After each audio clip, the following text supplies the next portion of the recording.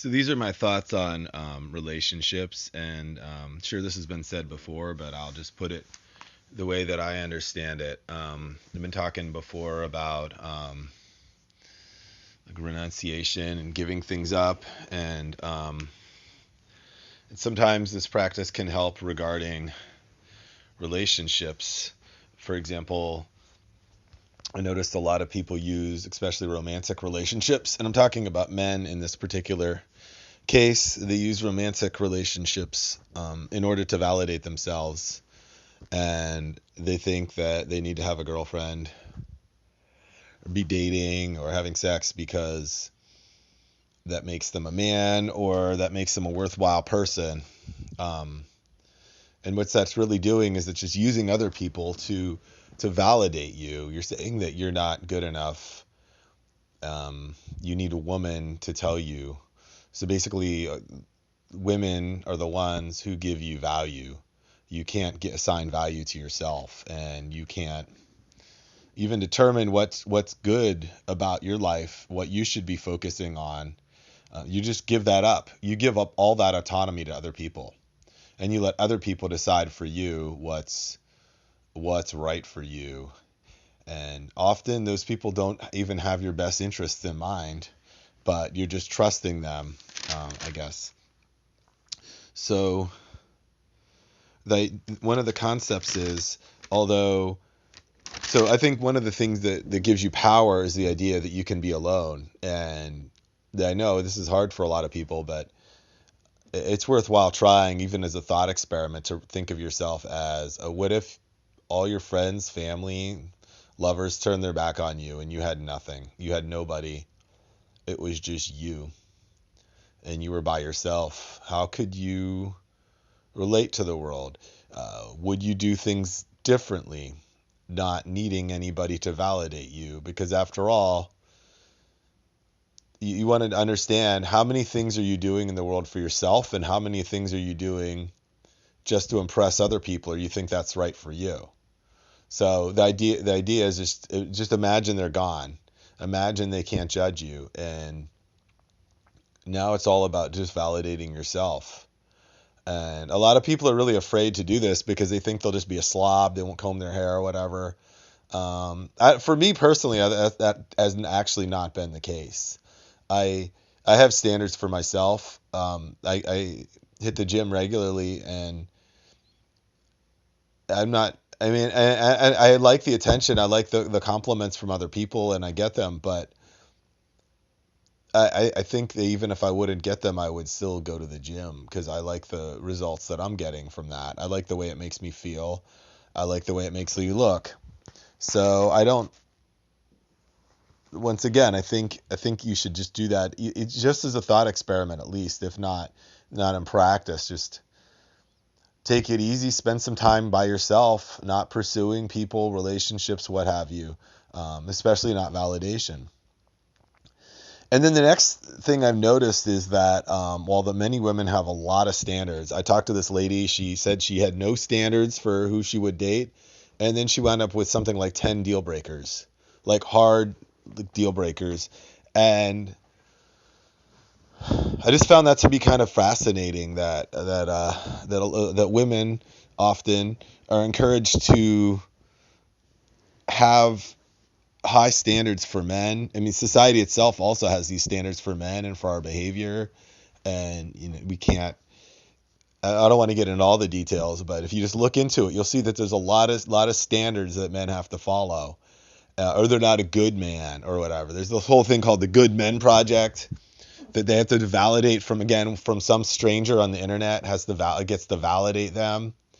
There's all these people who think they can validate men and our existence and our worthwhile and our morals.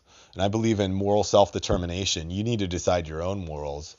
And mine, and again, people get freaked out and they think, oh, you'll be a sociopath or whatever. And once again, I don't think so. I think maybe the opposite. I think maybe trying to manipulate other people or try to create this false image of yourself is more sociopathic than just having some sets of morals that you follow for yourself that you know.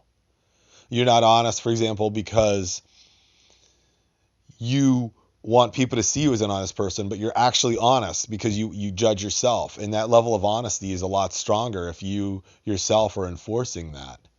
So, and again, I propose, I guess I live by, um, best I can, Buddhist morality. Those are the things I'd like to work on. And I can get into that in another time.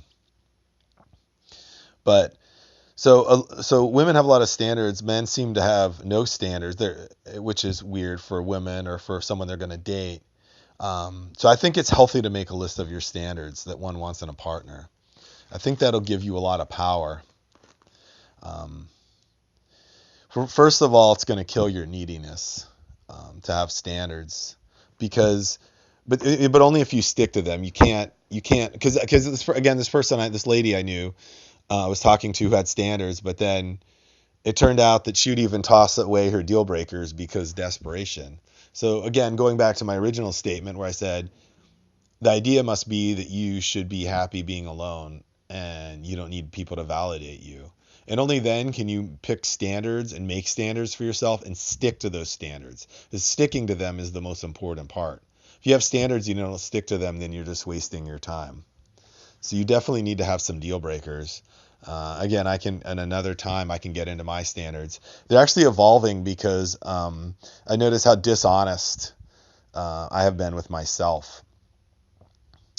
So I think that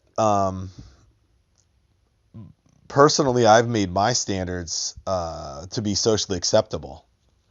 And I have to just take a step back and say, no, that's you don't need to make standards for other people. I've noticed most men, a lot of their standards are just regular rhetoric that I hear floating around.